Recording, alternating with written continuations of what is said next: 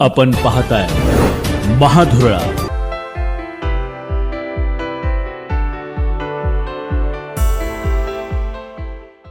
नमस्कार. महाधुरळा यूट्यूब चॅनलमध्ये मी गुरु बाळमाळे आपल्या सर्वांचं मनापासून स्वागत करतोय. कोल्हापूर महापालिकेच्या प्रचाराचा महाधुरळा आता जरा खाली बसलाय.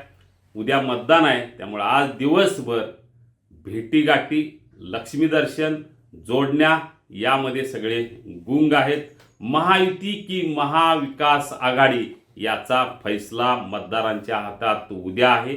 निकाल परवा लागेल, पण फैसला उद्याच होणार आहे, कारण मतदार त्या पद्धतीनं मतदान करणार आहेत. या सगळ्या पार्श्वभूमीवर गेल्या काही दिवसात महायुतीच्या वतीनं आणि महाविकास आघाडीच्या वतीने प्रचारात अनेक जण सक्रिय राहिले. प्रचाराची यंत्रणा अनेकांनी राबवली. आज आपण पाहणार आहोत भाजपच्या वतीनं ज्या दोन शिलेदारांनी ही सगळी प्रचाराची यंत्रणा काही दिवस राबवली त्यांच्याबद्दल माहिती. हे आहेत संताजी धनाजी भाजपचे, जे भाजपचे प्रदेश सचिव महेश जाधव, जे पूर्वी जिल्हाध्यक्ष होते, देवस्थान समितीचे अध्यक्ष होते, आणि दुसरे आहेत भाजपचे महानगर जिल्हाध्यक्ष विजय जाधव. खरं तर खासदार धनंजय महाडिक, आमदार अंमल महाडिक यांच्या नेतृत्वाखाली आणि चंद्रकांत दादा पाटील यांच्या मार्गदर्शनाखाली कोल्हापूर महापालिकेची निवडणूक भाजपनं महायुतीच्या जोरावर ताकदीनं लढवली. पण हे सगळं करत असताना काही शिलेदार, काही सूत्रधार हे लागतात, कारण नियोजन परफेक्ट असेल तरच यश मिळत असतं. आणि या सगळ्या नियोजनात खासदार धनंजय महाडिक, आमदार अंमल महाडिक आणि तिसरे आणखीन एक नाव आहे प्राध्यापक जयंत पाटील, या सगळ्यांच्या बरोबरीनं गेले 15-20 दिवस म्हणजे महिनाभर किमान आणखी दोघांनी पहिल्या म्हणजे उमेदवार ठरवण्यापासून ते निवडणुकीची प्रक्रिया पूर्ण करेपर्यंत दोन महत्त्वाचे शिलेदार भाजपच्या या प्रचार यंत्रणेत होते. ते म्हणजे महेश जाधव, विजय जाधव, जाधव बंधू. खरं तर जिल्हाध्यक्षांची महत्त्वाची जबाबदारी असते, कारण यशाचं श्रेय आणि अपयशाचं श्रेय सुद्धा अनेकदा जिल्हाध्यक्षाकडे येत असतं. त्यामुळे जिल्हाध्यक्ष विजय जाधव आणि महेश जाधव गेले महिनाभर भाजपकडे आता सत्तेवर आहे. इनकमिंग मोठ्या प्रमाणात झाल्या, त्यामुळे इच्छुकांची संख्या मोठी होती. या सगळ्यांच्या मुलाखती घेणं, त्यातला वजनदार उमेदवार निश्चित करणं, तो मान्य करून घेणं आणि त्याला तिकीट देणं सोपं आहे, पण इतर इच्छुकांची नाराजी दूर करणं अतिशय महत्त्वाचं आहे. ते काम या दोघांनी आपल्या नेत्यांच्या समवेत केलेलं आहे. जे उमेदवार ठरवल्यानंतर नाराज लोकांची संख्या जास्त आहे, कारण एका पदासाठी 10 ते 15 जण एका जागेसाठी इच्छुक होते. या सगळ्यांची मनधरणी करणं, त्यांची नाराजी दूर करणं, त्यांना प्रचारामध्ये सक्रिय करणं, त्यांच्याकडून कुठलाही दगाफटका होऊ नये यासाठी प्रयत्न करणं, या सगळ्या थरावर जाधव बंधूंनी महत्त्वाची भूमिका बजावलेली आहे.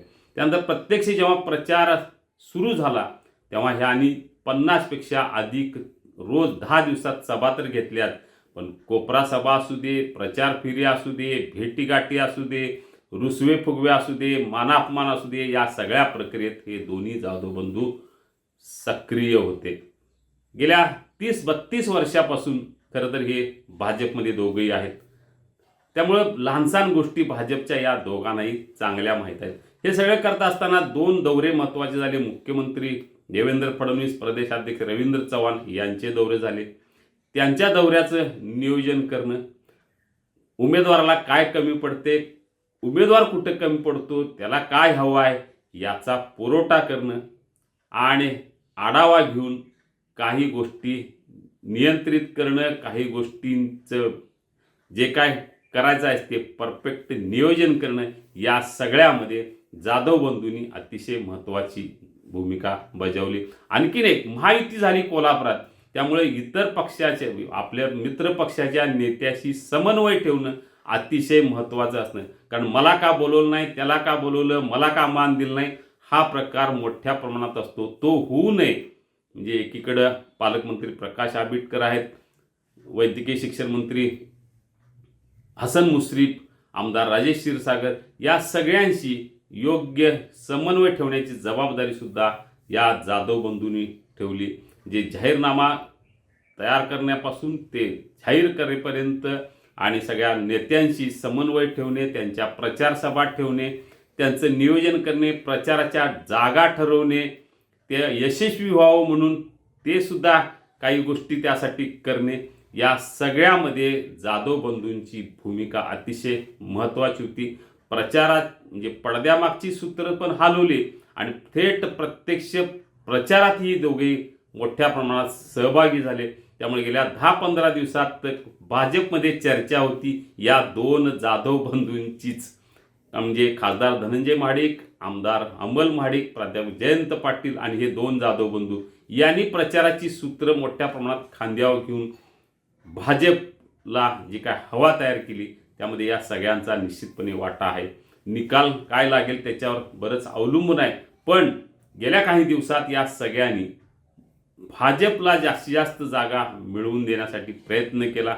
मुळात जागा वाटपात भाजप हाच मोठा भाऊ आहे हे पटवून दिलं, जागा अधिक घेतल्या. त्यानंतर प्रचारातही महायुती एक दिलानं प्रचारात उतरावी यासाठी सगळ्यांनीच प्रयत्न केले. विशेष म्हणजे मित्रपक्षाकडूनही याला अतिशय चांगला प्रतिसाद मिळाला. त्यामुळं जाधव बंधूंचं नेत्यांच्या मार्गदर्शनाखाली परफेक्ट नियोजन, महाडिक बंधूंचं परफेक्ट नियोजन, त्याला नेत्याने दिलेली साथ, या सगळ्या पार्श्वभूमीवर भाजप प्रचारात आघाडीवर राहिला. सोबत मित्रपक्षही आघाडीवर राहिले. आता निकाल काय लागणार, कारण काँग्रेसनं अतिशय तगडं आव्हान भाजपसमोर उभं केलेलं आहे. आमदार सतेज पाटील या एकट्याने अतिशय चांगलं परफेक्ट नियोजन करत महायुतीसमोर आव्हान उभं केलेलं आहे. तिसरी आघाडी आहे, जनसुराज्य आघाडी आहे, यांनीही मोठ्या प्रमाणात काही ठिकाणी ताकद लावली. आता प्रतीक्षा निकालाची आहे, बघूया काय होतं ते. आपल्याला निकाल तातडीनं परफेक्ट हवा असेल, त्याचं विश्लेषण हवं असेल तातडीनं, तर एकमेव पर्याय महाधुरळा यूट्यूब चॅनल तातडीनं आत्ताच सबस्क्राईब करा. धन्यवाद. हे आहे गोकुळचं श्रीखंड, अगदी जिभेवर रेंगाळणार. जिभेवरच नाही तर मनावरही रेंगाळणार. गोकुळ श्रीखंड, मनावर रेंगाळणार.